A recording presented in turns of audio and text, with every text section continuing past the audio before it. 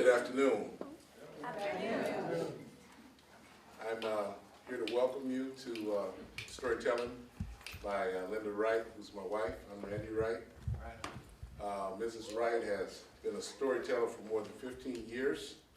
Her passion is to make history come alive as she assumes the identity of various leaders in history. Queen in Africa, Nicole Nichols, Michael Jackson, Fannie Lou Hamer, and Coretta Scott King. Mrs. Wright mesmerizes audiences with folktales from around the world, as well as from her own personal life. She leads storytelling workshops in elementary schools, summer schools, and senior centers. For the last 10 years, Mrs. Wright has been actively involved in classes at Stage Bridge Performing Arts Center in Oakland and with the Northern California Storytelling Association. You can find her on YouTube under Linda D. Wright's Performances. Sign up for a mailing list to receive occasional notifications of her public performances. Today, Mrs. Wright becomes living history as she plays the role of Harriet Tubman. To understand her better, this map over here shows the United States in 1861. The red states show the states that fought for the Confederate Army during the Civil War. They wanted slavery to remain. Harriet Tubman lived as a slave in the state of Maryland, which is actually a blue state, but Maryland still had slaves. When Harriet ran away from slavery, she lived in the north in Philadelphia and Auburn, New York, which is upstate New York, and St. Catherine, Canada, which is not pictured here, but would be above the state of New York. Right above New York, right up here. This picture shows how to find the North Star, which guided many slaves to find freedom.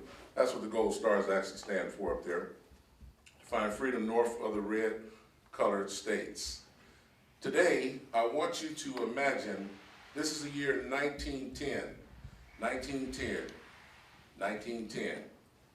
Now it's time to meet Harriet Tubman.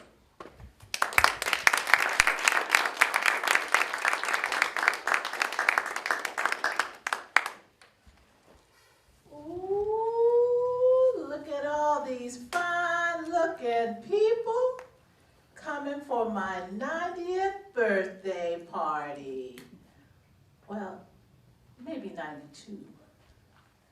You know, I was born in 1820, maybe 1822. I was a slave, and slaves, we don't exactly know when our birthdays are. You see, my mama was Harriet Green Ross, and she was a slave. And everyone who is a slave, every woman, their children are automatically slaves. My father was Ben Ross. And my mama and my papa, they had 9 children. Now, I didn't get to know my 3 older children very much because by the time they were 12, 14, Master Brodus decided to sell them out of state. And when you sell a slave out of state, we're in Maryland at the very top of the slave states. That means you go down to Georgia, Alabama, Mississippi, and you work in the cotton fields. And you never see them again. So I never saw my sisters again. And I was the next one as a girl to be sold. But when I was 5 years old, Master Brodus, that's the one who owned my mama, and then he owned all of us kids. Master Brodus decided to hire me out. And I was kind of eager to go, but my mama wasn't coming with me. And when Mr. Cook come to put me on the back of his horse, and he took me all the way to his house, and it took us all day. And I didn't know when I was going to see my mama again. The last time I saw her, she was looking at me so sad. And now when I got to the Cook's house, they didn't treat me very well. I mean, Mrs. Cook tried to have me work in the house, but I'm 5, 6 years old. Anyone in this room 5 or 6 years old? Anyone 5? You're 5? Can you stand up? 6. You're 6, can you stand up, honey? Oh, let everybody see this 6-year-old. That's how big I was when I went on the back of that horse to go off to the Mr. Cook's house. Oh, 6 years old. Now, most 6 years old are going to school. Are you going to school? Homeschool. I didn't get a chance to homeschool, no school, nothing. It was against the law for me to go to school. It was against the law for me to know how to read and to write. Oh, I'm so happy you get to know how to read and to write and to go to school, because I didn't get a chance to do that. No, I didn't. But instead, I was working for the Cooks.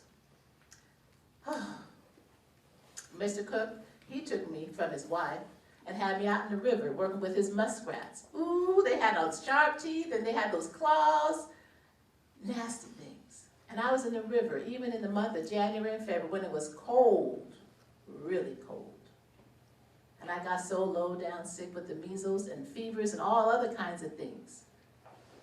My mother said to Master Brodus, "Sir, you better get my daughter back here. She ain't no good to you dead." So he listened to her, and he brought me back. Oh, it was so nice to be with my mama. Oh, to be back in her arms and to have her nurse me. Oh. But as soon as I got well again, he hired me out to somebody else. And off I go. Miss Susie. She was not kind to me. No, no, no, no, no. She had me do all kinds of things, and she didn't like none of it. She sent me back to Master Brodus, and then I was off to someone else. And I just grew up like a neglected weed, going from one house to the next. And finally I decided I wasn't going to do such a good job so that they could send me back to Master Brodus and my mama. And that's what happened. Oh, yes, yes, yes, yes. So somehow by the time I was 10, anybody in this room 9 or 10 years old? Or maybe, oh, I see a couple hands back there. All right, I see a hand right there. Well, you know what I was doing? I was working in the field from the time I got up until the time I went to bed. But I would rather be out in that field with the blue skies over me and the possums and the snakes and the deers and the dirt than working inside that house with those mistresses who were really, really mean to me. Anyone in this room 12 years old? 11 or 12? Oh, I see 11. 11? All right. Well, I was about your size then. When I went down to the corner store, the cook, she wanted me to help her with get some provisions for the family dinner that night. And I went down to the general store, and I heard an argument inside. Now, the cook, she didn't go in, but I did. Through the back door, I went and put my head in, and I saw the overseer. Now, overseer is a person, it's like a foreman. He's in charge of the slaves and their output. And he is usually a mean man because he wants a certain quota of work from them, and if they don't do it, he has his own ways of getting them to obey him. Well, I stuck my head in there, and it changed my life. Because that overseer was in there, and he had this weight in his hand. It was like a silver weight, and he took it, and he went, and he threw it. And he wasn't trying to hit me. He was trying to hit another slave that was there by the door who he didn't like there to be in that store. And it hit me right here, and I fell out flat. And I was out for several days. And they had carried me off to a barn and left me in there. There's no doctors for slaves. No, no doctors. But about the third day I got back up, and I was out back in the fields with blood and sweat coming down my face. Ooh, it was no life at all being a slave. It was no life at all. It was miserable. It was unfair. It was unjust. There was nothing good that happened to us. Nothing. Everybody was cruel to us. Nobody who I ever met in my life said they wanted to be a slave or wanted to return to slavery or that slavery was a good thing for them. It was a terrible thing. But one thing that happened was after I recovered from having that hit on my head was that I started to have visions. I could be out there and I could be chopping wood.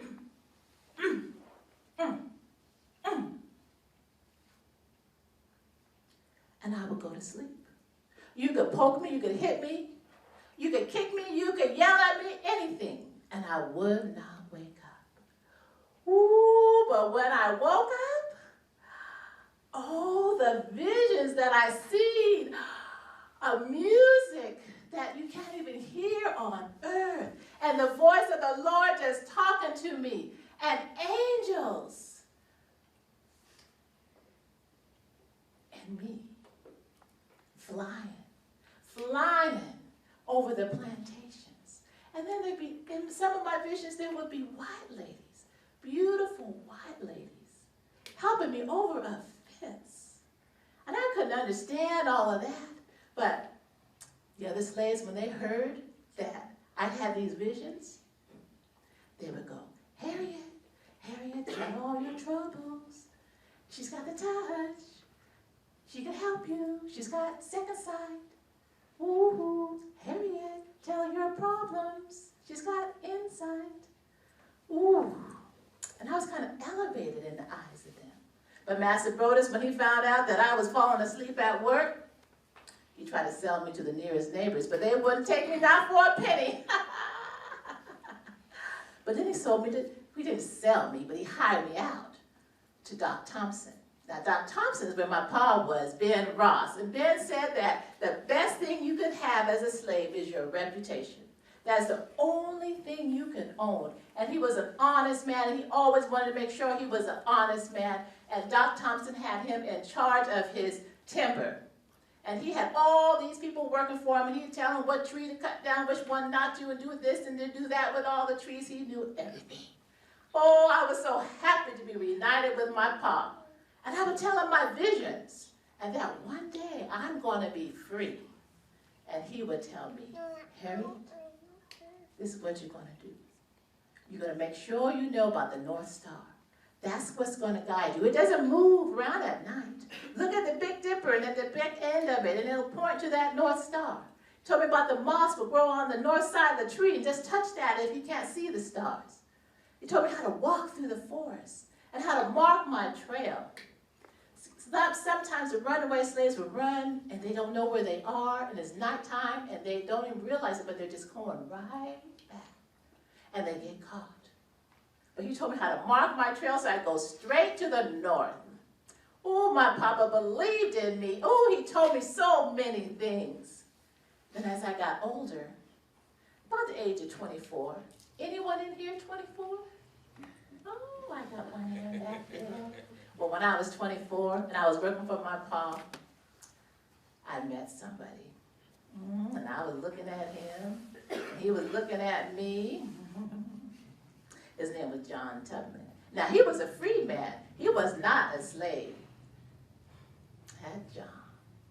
But he liked me. But it meant that if we had any children, that our children would be slaves. But that didn't matter to him. He loved me and I loved him, so we jumped the broom. That's how slaves got married. We couldn't go to a church and get married. No. Masters won't have that. But we had to get married. We set up housekeeping together. I started telling him my dreams. Whew. I just didn't know what it was going to be like telling him my dreams. I told him my dreams. And I thought he'd be right there with me for it. Whew, but that John.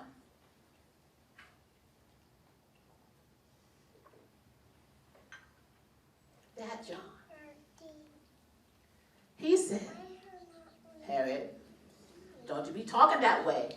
You can't be going off to the north. You a slave. You have to stay here and work for Master Brodus. You cannot be running away.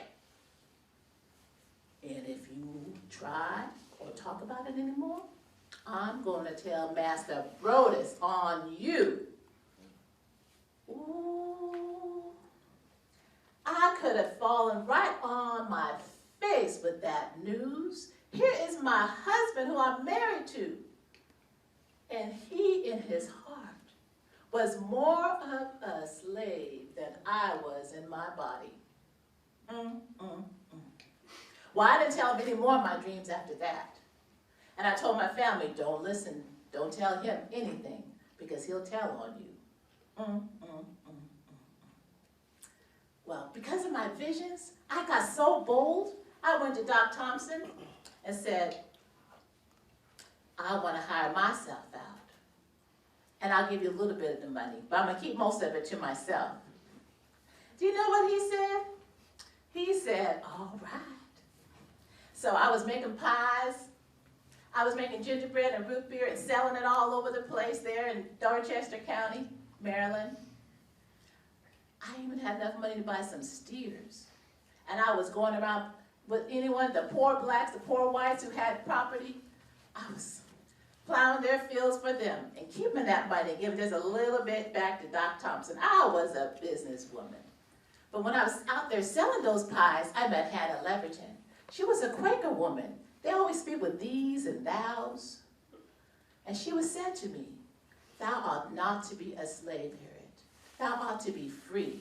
When thou art ready to go to the north, I will help thee.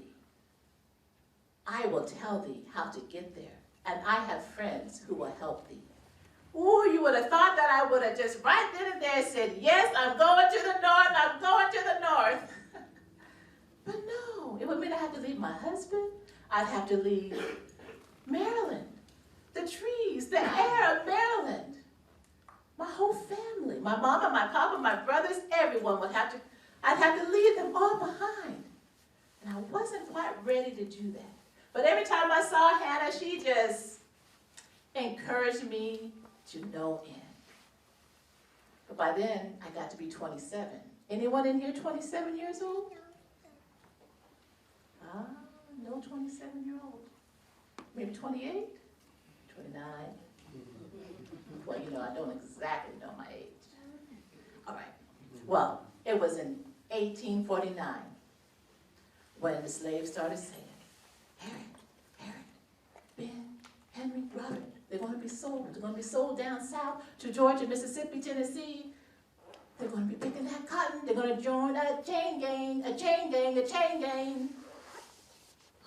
I wasn't going to let that happen, no, so I went and got my brothers, and I said Saturday night on September 15th, we're going off to Maryland. Hannah Leverton has given me the way to go and people to help us. And we left that Saturday night. But somewhere that Saturday night, I knew where to go, but they didn't. And they got so scared. You know, Harriet, those folk up there, because they're going to eat us alive. That's what the master said.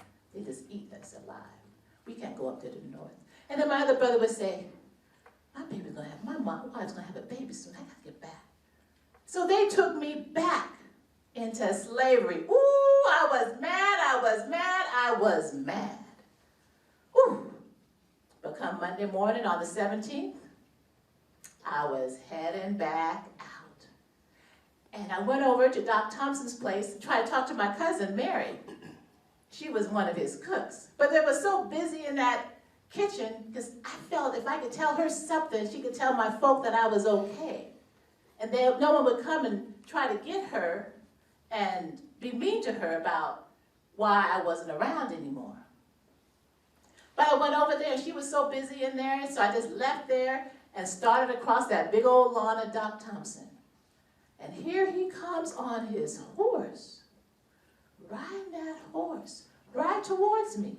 And he stops, and I stop. And something inside of me just rose up. Now, I don't sing the way I used to sing when I was 27 years old. Remember, this is my 90th birthday party. But I just started singing, farewell, farewell, I'm going to the promised land. And Doc Thompson just sat on his horse and looked at me. And I just kept on singing and I kept belting it so everyone in that house, everyone in the fields, everywhere would hear my voice and know that I was taken off. Farewell, farewell, I'm going to the promised land. Doc Thompson and just kept on walking. I looked back and he was still on his horse looking at me, and I kept walking to the forest and he was still there looking at me, and I just kept going. And now that I'm out, away in the forest, you guys are going to encourage me. Because when I left a couple days ago, my brother's soul discouraged me. But I need your help. So this side, you're going to say, run, Harriet, run. Run, Harriet, run. This side is going to say, hide, Harriet, hide. Hide, Harriet, hide. Try that again. Hide, Harriet. Hide, Harriet. Run, Harriet, run. Hide, Harriet, hide. Run, Harriet, run. Where am I going? I'm going to the north.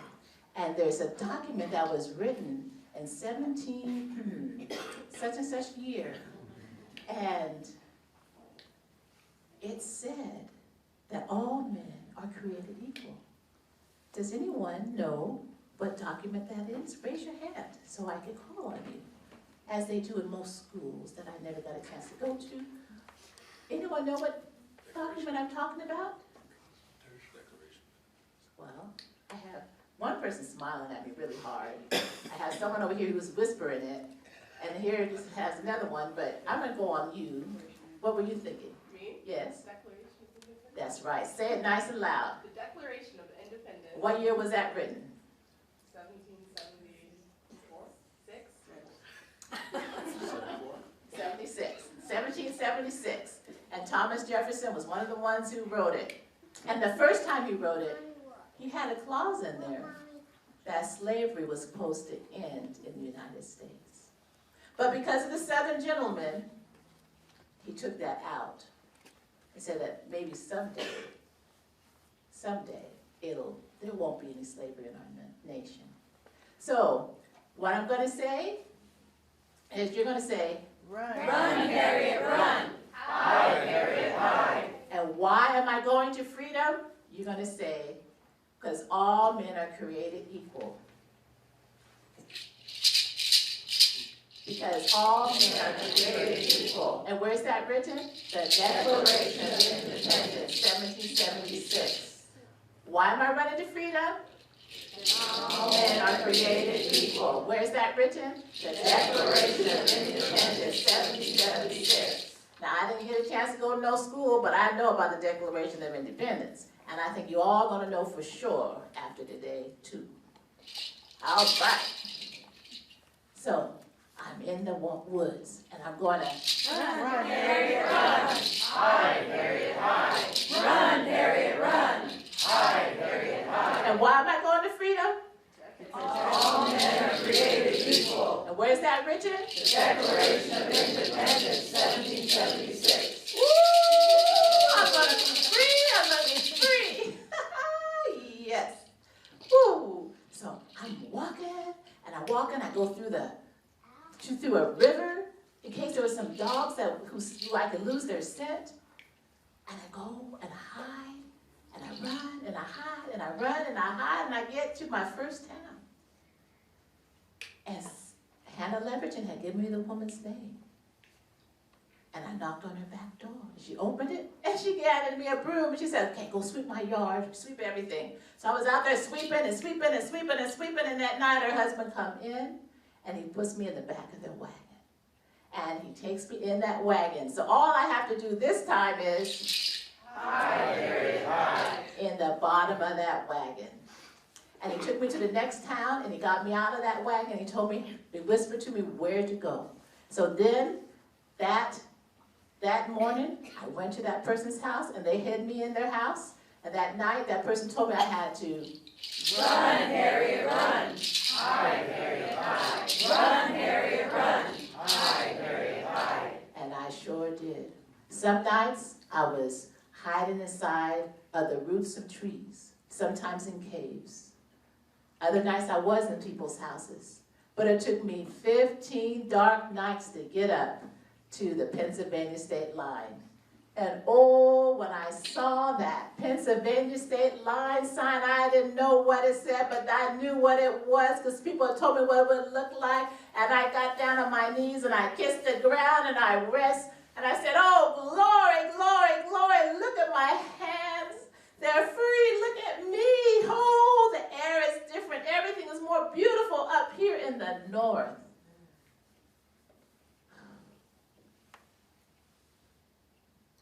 But my family,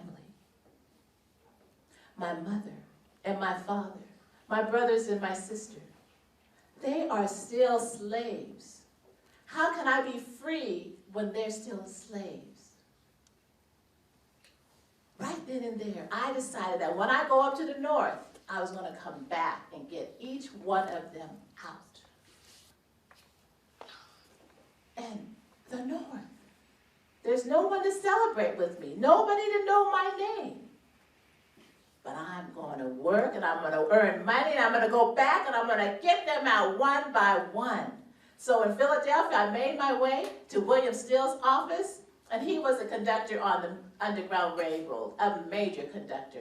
Because runaway slaves would come to his office and they would tell him where they come from, and he would tell them where they could go and get housing, and then if anyone else from that plantation comes, he would tell them where they were. So he was like a phone book, for those of you who knows what phone books are.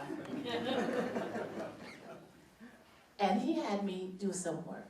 And I went over to New Jersey to the resorts, and I was cooking, and I was sewing, and I was cleaning, and I was making money. And then I was going to the abolitionist meetings. Oh, the abolitionists. Oh, most of the meetings I went to, the abolitionists, they were white women, white men, some black men and women, and they hated slavery. They wanted to figure out ways to end it, and they were always collecting money to help runaway slaves get to the north. And I became one of their major speakers. Ooh, and they would put money in my pockets, and I finally had some money to go back down to the south. And I would get the train from Philadelphia and go down to Maryland, to Baltimore. Because no one's looking for a runaway slave going from the north to the south. That was the fastest way to get there. And then I would have a dock hand. Now, John Tubman, who I hadn't talked to in years, his brothers were free, and they worked on the docks. And they would tell me who I could trust, who not to trust, and they would help get me on a boat and take me all that down to Dorchester County. And I got back down there to get my husband John, to tell him, and to get my brothers. But my brothers were obstinate. Nah, Harriet, this is planting time. Another time they go, nah, Harriet, I'm not going. The days are too long. We need to go in the wintertime when the days are short. Another woman said, nah, Harriet, my wife's about to have a baby. I can't go yet. And then John, I found out that man had taken up with another woman. And he sent a message back to me saying he did not care about going to the north. He was just fine and happy being there in Maryland. Ooh. Ooh. I just cut him right out of my heart. My brothers were ready, but there were other people who were. And there might be 8 people, and I'll just take them on. And we're going up to the north. And then I would go talk to some more people in the abolitionists, and I would tell them about my plans, and they'd give me money. But in 1850, there was a fugitive slave law that said that any slave who left the South and was found in the North could be captured and taken back to the South. So all these people who I had helped so far, I had to take them all the way up to Canada. Whew, that was a long ways, but I did it. And then 5 years after I had left, I woke up with a vision. It was a nightmare. Ooh, and I saw these men on horses coming, and they're coming to get my brothers, and they were coming to snatch them and to take them further down into the South. And I knew this time my brothers were going to be sold. How? How to make them realize that they're going to be sold. Because every time they've been so obstinate and so stubborn, and they haven't come with me. What can I do?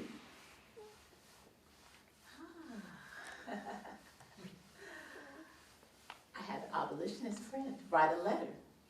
And he read it. It was in code. We talked about this and that, you know, this and that, this and that. Then I said, give my love to the old folk. Tell my brothers, give them my love.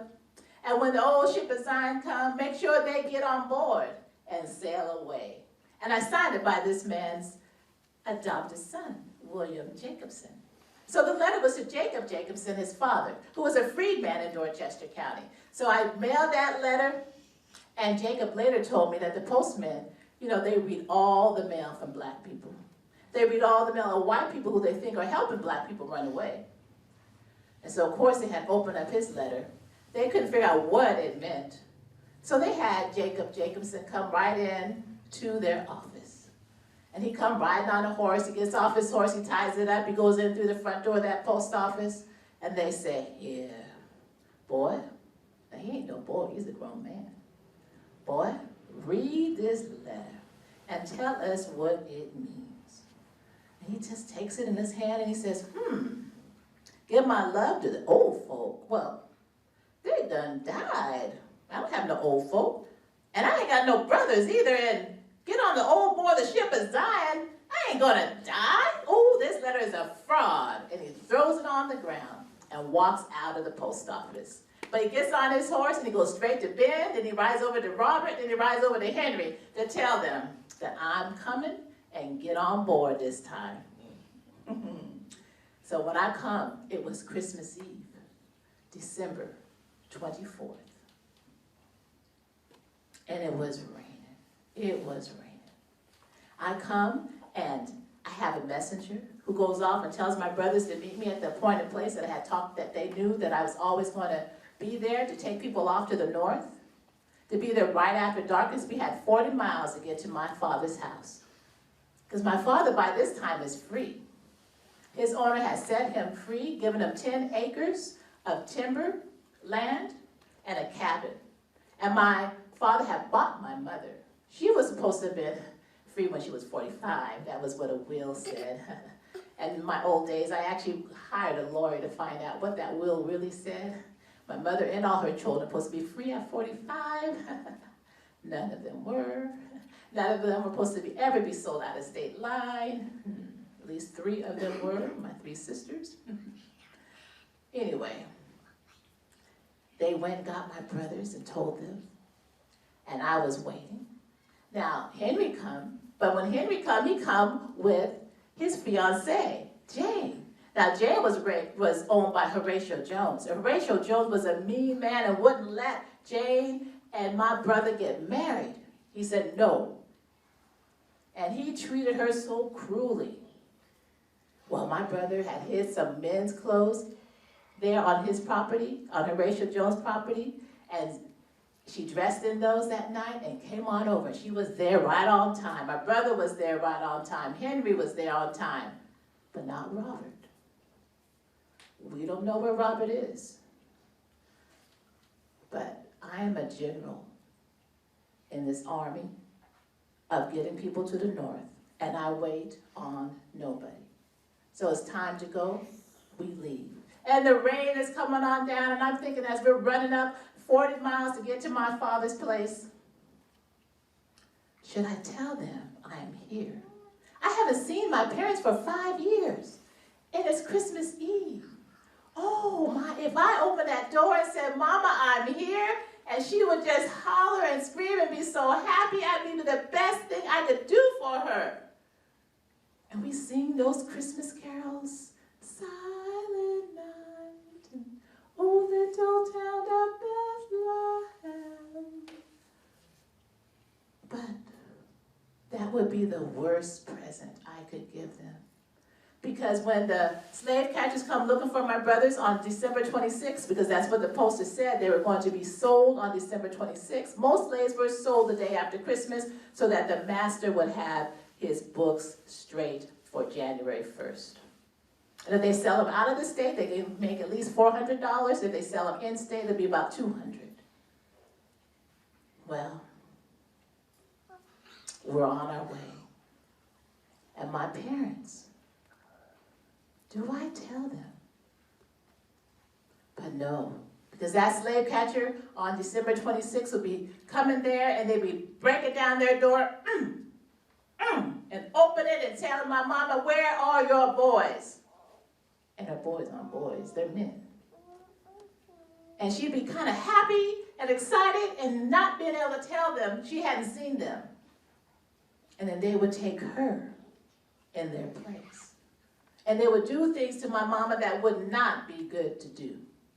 And they would put her in prison and give her a fine, and my father probably lose his property for helping runaway slaves. No, I can't do that.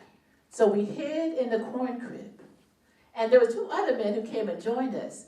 And I had them go and knock on the back door and let my papa know that we were there and to bring us some food. So he would come to the door of the barn and he would have his back and just say, here's the food, I can't see you. I'm an honest man and I can't see you.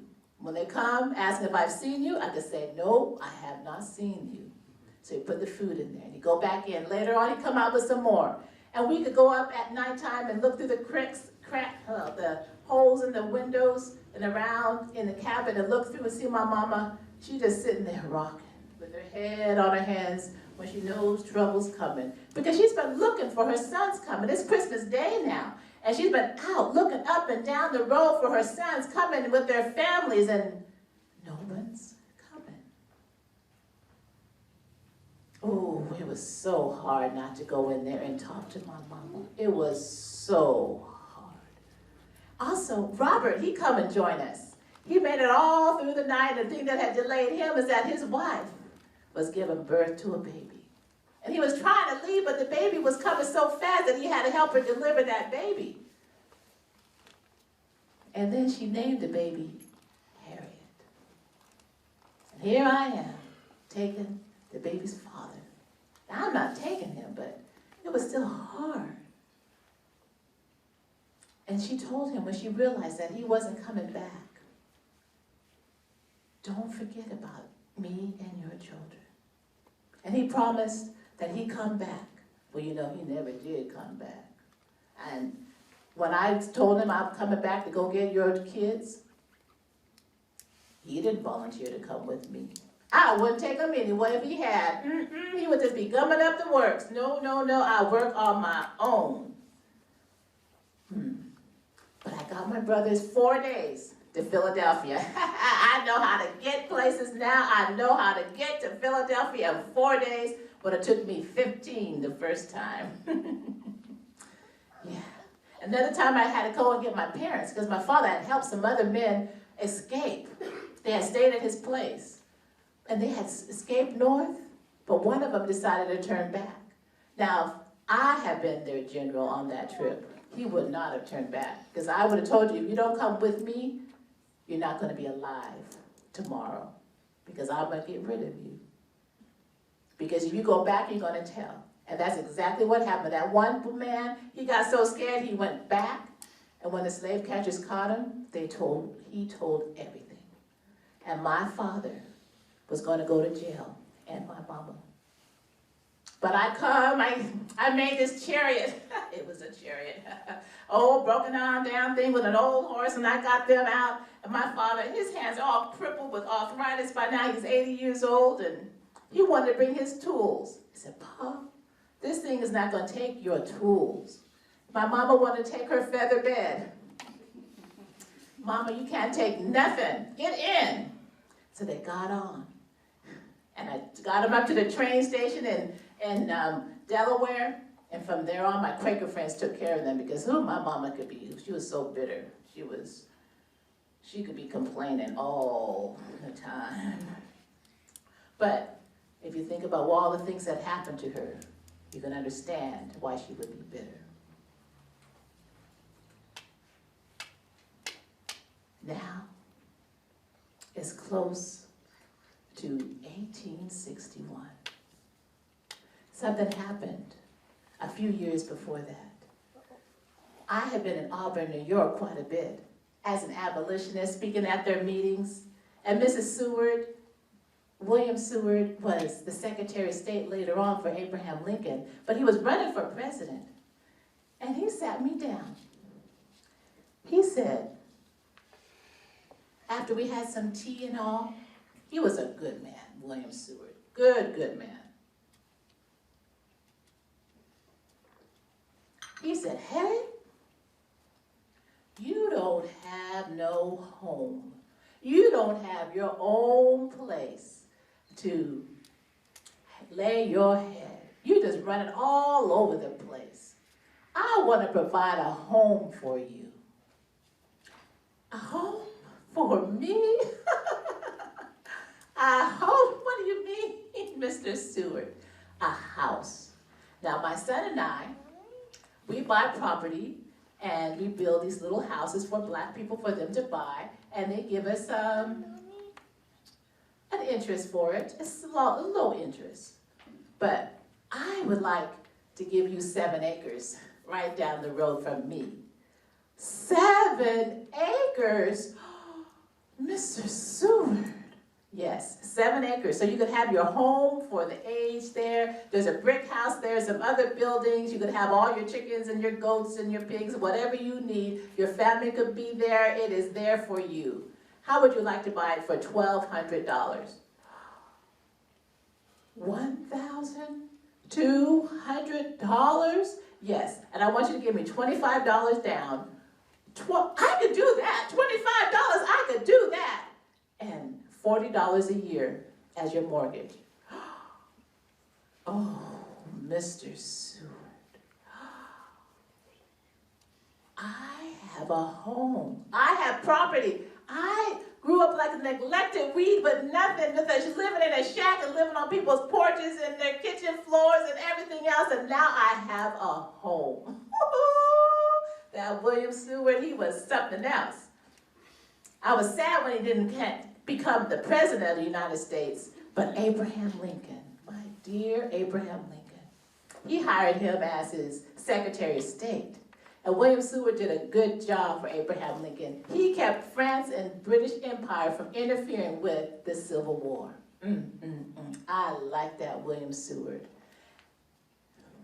I didn't see this coming. I didn't have a vision of this. But the night that Abraham Lincoln was assassinated, they also went and attacked William Seward. And they wounded him, but he recovered. And then in 1867, he went into negotiations with Russia to buy Alaska. Who would ever think we would ever want Alaska? But he paid Russia $7.2 million, 2 cents an acre. That William Seward was a smart man. Some people call it Seward's folly.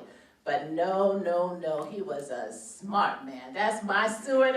He can't do nothing wrong. I love my Mr. Seward.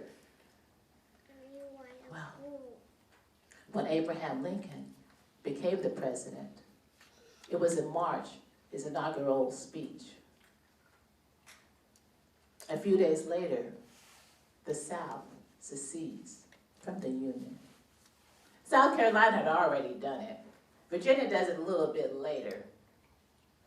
But Jefferson Davis becomes the president of the Confederate States. And their first capital was in Montgomery, Alabama, and there they wrote their Constitution. And what do you think they said about slavery in that Constitution? They said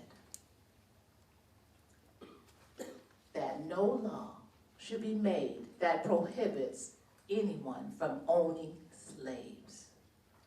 Ooh, that Confederate state, they want slavery to continue. Oh, the United States, we were all at rest. We knew that the war was coming. Abraham Lincoln was calling for volunteers, and then down in the South, the Confederate Army, they were calling for volunteers. And I wanted to be a part of it. Because one night, when I was staying at somebody's house, I woke up,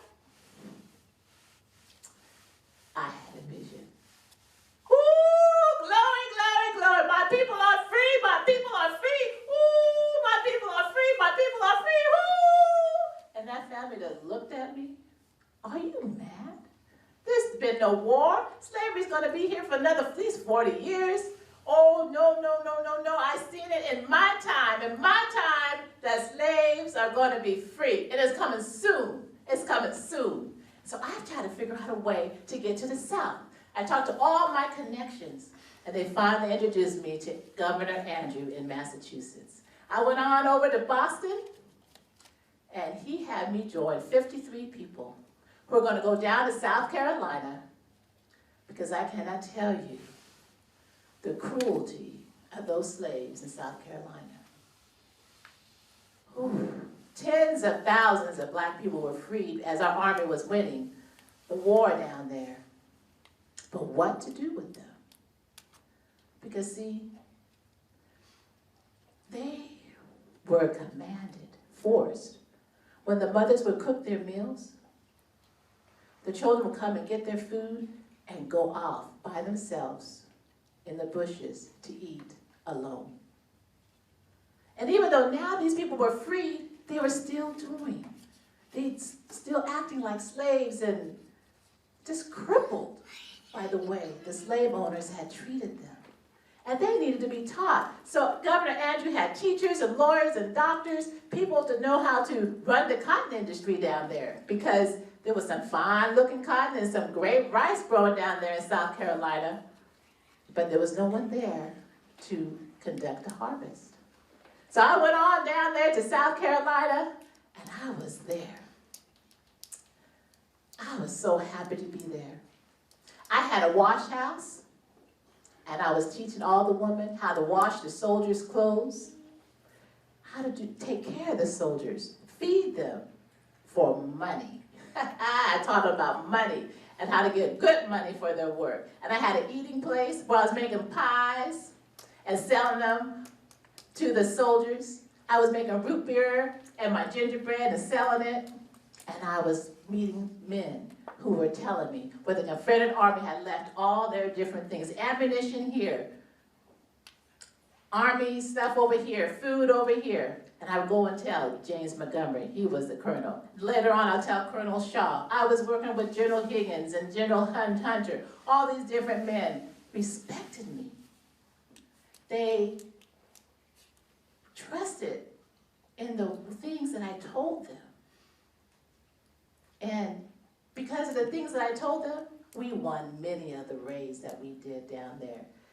One of the biggest days for me was when we got on the John Adams. It was a ferry boat, and we went down the Combahee River. It was a twisty, muddy, little old river, but about 20 miles down, there were some more plantations.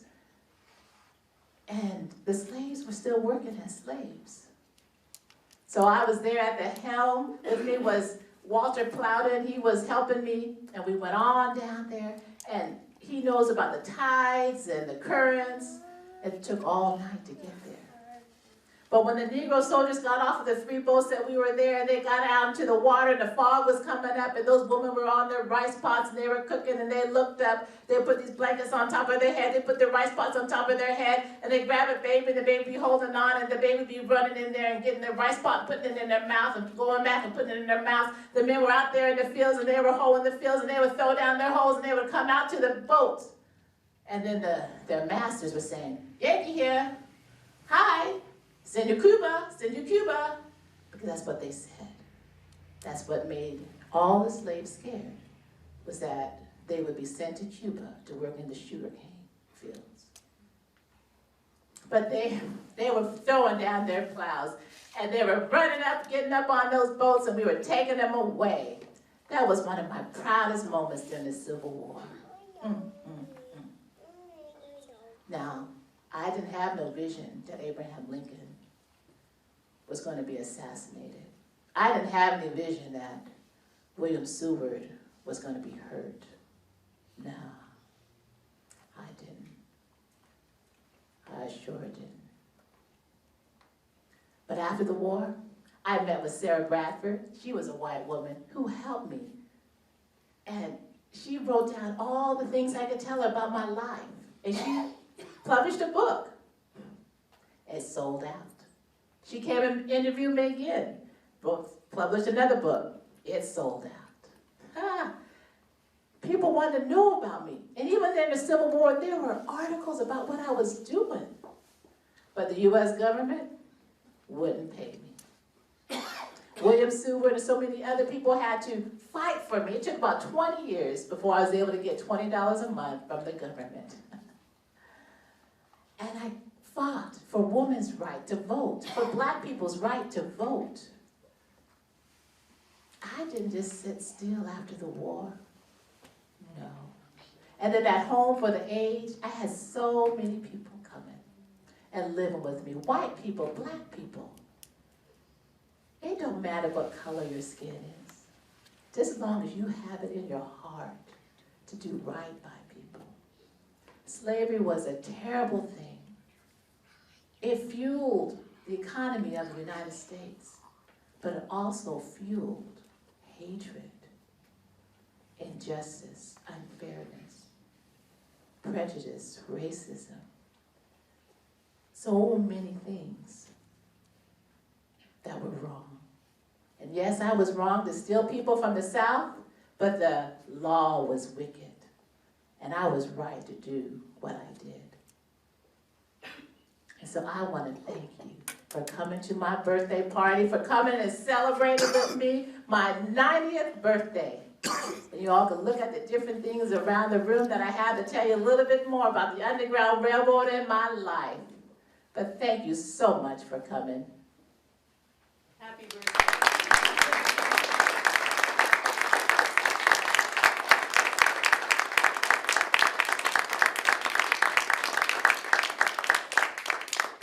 I have Karis right here, my youngest daughter.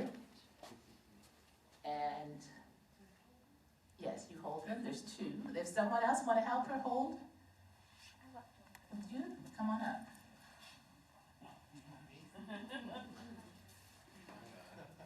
All right. So you could hold it like this. Two hands. There we go. Thank you. All right. In this hand right here, I think she's 4 years old. Yes. Harriet Tubman's headstone in a non-segregated cemetery in Auburn, New York. All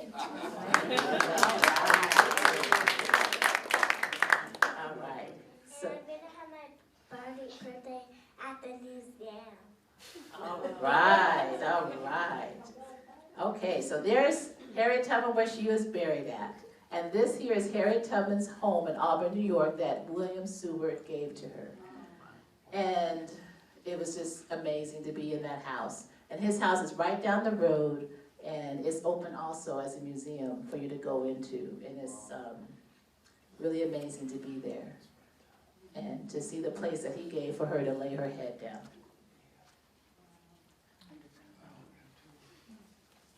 Thank you. Who's the woman in the picture? This is me. Oh, that's you. That's me. There and on the front porch. Oh, okay. Wonderful. Oh, wonderful. Yeah. So if anyone has any questions, I will try to answer them. If not, I'm sure someone in the audience can. How long did she live? She lived until she was 93 years old, and she died of pneumonia in Auburn, New York. And the last couple of years, she was in a wheelchair. But every once in a while, because she was like a nomad, because she always was traveling all around the place, she would get out of her wheelchair and just crawl. And she would scare kids, because the grass would be tall, she'd just be crawling in there. And they didn't know she was coming up behind them. You have a question? Yes. What's the Underground Railroad? Ah, that's a good question. The Underground Railroad were houses, maybe about 20, 30 miles apart, and they were usually owned by Quakers or free blacks, and that's where at nighttime, the black people would travel at nighttime, and then they'd get into the house in the daytime and hide out in that house throughout the day. And they might be in their barns, they may have a basement where they go or something like that. And they would move them to the north until they got up into Pennsylvania. And then when the Fugitive Slave Act came, then they had to take them from Pennsylvania all the way up to Canada. Yes? Do you think it was fear that kept the freed people from wanting other people to be free? Oh, you mean like John Tubman? Yes. Yes, and I think also he was just, some people are just stuck in a system, and he can't imagine something not being outside of that system. So yes, there was definitely, But he was more he was privileged. free. He was privileged, he had a certain privileges. And he probably felt better than the slaves, but yet not good enough in himself, possibly because of all of the things done to him, even though he was free, to even have that courage to even want to go up to the north. Even though his brothers were up in Baltimore, they had a lot more freedom up in Baltimore, but he didn't have that feeling. Yes. Did she have faith or religion that played a part in everything she did in her vision? Yes, because in her vision, she was talking to the Lord. Thomas Garrett, who was a Quaker, said that he has never known anyone who has talked to God or heard God's voice as much as Harriet Tubman. And she lived by faith, and so many of her songs were from, go down Moses, go down to Pharaoh's land, tell old Pharaoh, let my people go. And she would sing that song, and she loved God very, very much. So her faith was very much a part of everything she did. And she said she was never scared to go anywhere, because there was 3 months once that she was living in Dorchester County, and she would actually see Doc Thompson coming towards her. But she said she was never scared of being captured because she was always in the will of God, and he wouldn't allow her that to happen. So he was coming straight to her. She just put her bonnet down. She had a live chicken in her hand. She made them start squawking, and he got out of the road away from her. And so her faith kept her. Did she ever get married again, have Oh children? yeah, she did get married again. After the Civil War, she married Nelson Davis, and he was 22 years younger than her, but he also had tuberculosis. And so, but he lived up there in Auburn with her, and after he died, she was able to get his pension. It was all part of that $20 a month that the government finally gave to her. But she never did have children. There's one young girl who she is supposed to have adopted, but,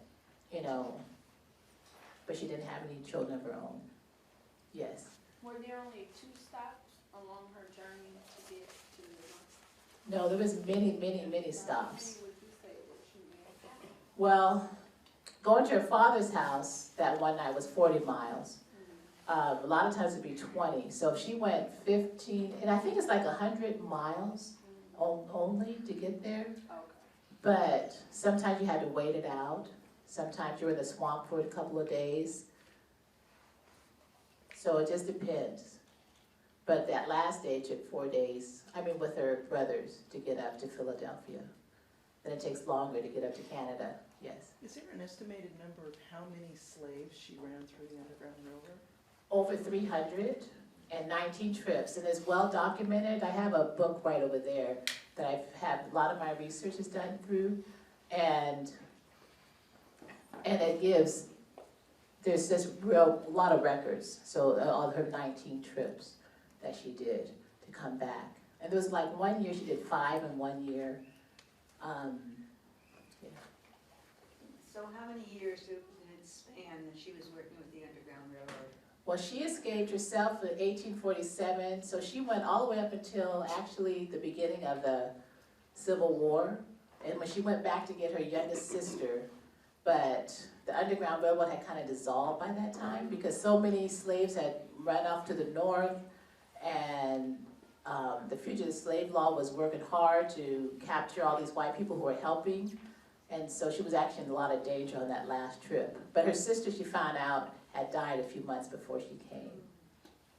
So she wasn't able to get her out of slavery. Any other questions? I have a couple unrelated ones. Okay, One of them, I read that she was a pretty tough cookie. She yes, carried a pistol with her. yes, She wasn't afraid of using it. yes, she had a rifle, yes. And I was curious, was she educated? Did she get a chance to actually get educated when she was a slave, or? Not as a slave. Mrs. Horace Mann, some of you may know that name, but she tried to teach Harriet how to read and write, but she just said it just didn't take. Right. And maybe because of the stuff in her head, but she knew money very, very well, and she was a very intelligent woman, but she never did learn to read. And I don't know if in the end, this research, it doesn't show that she learned to read, but on YouTube at the Harriet Tubman Museum in Maryland, they have a hymn book that was favorite of hers where she would write an X. So my question in my mind is, why does she have this hymn book with her if she didn't know how to read? Unless she pointed it and asked someone else to read, but then most of the slaves wouldn't know how to read either. So then it made me wonder, maybe at some point she did learn to read, but I haven't found that research yet. And I'm sorry, the third question was how many people, actually, how many slaves were able, outside of Harriet? To be free? Yeah, through the underground. I don't know if anyone knows that answer, but it would be millions probably. Even in the Civil War, when she was in South Carolina, that one time on the Cumby River, there was like over 1,000 that night when they went up there that they freed. And then I think there was like 10,000 freed from the first battle or second battle down in the South Carolina area that were freed. So this is a personal note on my information from you, which is you're a storyteller, you're fabulous. Which is your favorite character, and where can we see you or listen to you more? All right. I don't know, Harriet is my first one. My children went to Robert Semple School here, and I was telling stories for Reading Across America Week, which around Dr. Seuss's birthday. And so one of the teachers saw me reading, my little group of people said, well, can you get up on the stage and do that? So I got up on the stage and did that, and then Pam had me come to her house. I told her, well, the person I would really like to know the most about is Harriet Tubman. So I've been doing Harriet Tubman, and this is probably like the 5th revision of my time with her. But I have one, it just depends. Right now, I just started one on Coretta Scott King, and I have a friend of mine who's Rosa Parks. And we've done it at 2 of the schools here, and I've done it at 2 senior centers, and it's been very powerful, very well received. How does your husband deal with you? You have many characters. Does she take her characters in her life when she's preparing? No, but I'll say this, Okay. I believe her favorite is Harriet Tubman. Harriet Tubman was the first one. We did take a trip to Auburn, New York to see her house and go to the cemetery, and that's the one she's been with the longest. So, and I mean, from a historical standpoint, you can make the case that in the century that Harriet Tubman lived, she was probably the most impactful African-American woman for that whole century. So I think Harriet would have to be in the clubhouse. Yeah. So my Michael Jackson is very different. Very different. And his 60th birthday would be August 29th. So I might be back here August 29th. I don't know if I'll do it here or somewhere else, but this is my gift to Benicia because I started here as a storyteller. I do a lot of things in Oakland. I do things at the Berkeley Marsh Theater. I don't have anything scheduled. There is a storytelling swap the 4th Thursdays of the month in Orinda at their library. And there's usually a featured teller, and then different people tell a story like for 10 minutes. And I'll do like a 10-minute story on those 4th Thursdays of the month in Orinda. But most of my stuff is in the schools and senior centers. But this is my first one that I have actually done on my own and put together on my own and invited people on my own. So I'm just really happy that you all have come. Thank you. Give her one more hand clap for I do have yeah, you can find me at the Linda D. Wright or Linda Wright's performances on YouTube. I have a few things on there from the Berkeley Marsh. This is Rob Bernard, who is my videographer and putting things up on YouTube. And he has done quite a few things for me. And then Kenya Wright is my other daughter back there who's doing things for me today. And you met my husband. Yes. Yeah, this isn't a question, it's just a bit of information. We do have a former slave buried in our Venetia cemetery. Yes, I was just Mary asking someone Lane. about that the other day, yes. Mary Lane, and her son was here with his family, and she lived with him, and the home is still here. Ah. Yeah, it's right at the corner of West Second and I, and it's right across I from the Paso Opera Funeral Home. Ah. It's been added onto, but the Right. basic thing is still there. All right, well, I'll have to talk with you later, because maybe one day I'll come up here as her. Yeah. So, well, thank you so much for coming today. Thank you.